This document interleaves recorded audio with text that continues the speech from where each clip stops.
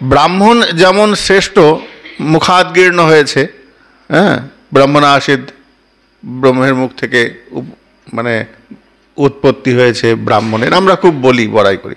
ব্রাহ্মণেরাও এর জন্য খুব অহংকারও করে, কিন্তু অহংকার করার সঙ্গে সঙ্গে একটা সূক্ষ্ম পতনেরও কারণের মধ্যে আছে। সেটা কি না, অন্যান্য যে জাতি রয়েছে, ক্ষত্রিয় বলো, বৈশ্য বলো, শূদ্র বলো, এদের পতন চট করে হবে না, আবার সুযোগ পাবে পুনরায়, আবার সে ভালো কর্ম করলে, সৎকর্ম করলে, দান ধ্যান ইত্যাদি ইত্যাদি করলে পরে সে আবার পুনরায় পেতে পারে, মনুষ্য শরীর পেতে পারে। কিন্তু ব্রাহ্মণ শরীরটা এমন শরীর, যদি একবার বিনিষ্ট হয়ে যায়, আবার 84 লক্ষ জনের সেই কৃমি থেকে শুরু করতে হবে, পুনর্মূষিক ভব। পুনর্মূষিক ভব জানো তো প্রসঙ্গটা? তো ব্রাহ্মণ শরীরটা সব শক্তি সব কিছু নিয়ে আসছে, কিন্তু তার সঙ্গে সঙ্গে কিছু সমস্যাও নিয়ে আসছে। ব্রাহ্মণকে বর্ণের শ্রেষ্ঠ করা হলো, কিন্তু শ্রেষ্ঠ হওয়ার সঙ্গে সঙ্গে কিছু সমস্যাও আছে।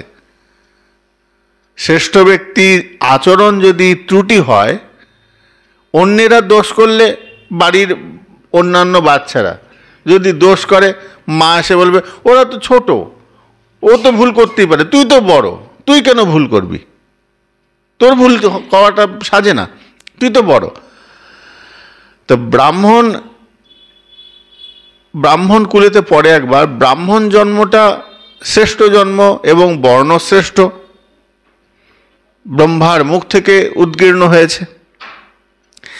কিন্তু ব্রাহ্মণ হওয়ার সঙ্গে সঙ্গে তোমাকে শর্ত পালন করতে হবে। তুমি ব্রাহ্মণ শরীর পেয়েছো, তোমাকে কিচ্ছু করার নেই, তোমাকে এটা বাধ্যতামূলক মানতে হবে। কি? ত্রিসন্ধ্যা আহ্নিক, সত্য বচন, মানে সত্য, শৌচ, দয়া, ধর্মের যে প্রধান যে চারটে লক্ষণ অবশ্যই পালন করতে হবে। মিথ্যে কথা বলতে পারবে না, কাউকে ঠকাতে পারবে না, কাউকে অন্যায় করতে পারবে না, এর একটাও ক্ষমা নেই। ক্ষত্রিয় মিথ্যে বললেও দোষ নেই, বৈশ্য মিথ্যে বললে দোষ নেই, তার ব্যবসা কাজ, সে মিথ্যে বললে দোষ নাই। কিন্তু ব্রাহ্মণ মিথ্যে বললে দোষ। ব্রাহ্মণ মিথ্যে বললে দোষ, অন্য কেউ মিথ্যে বললে অতটা প্রভাব নাই।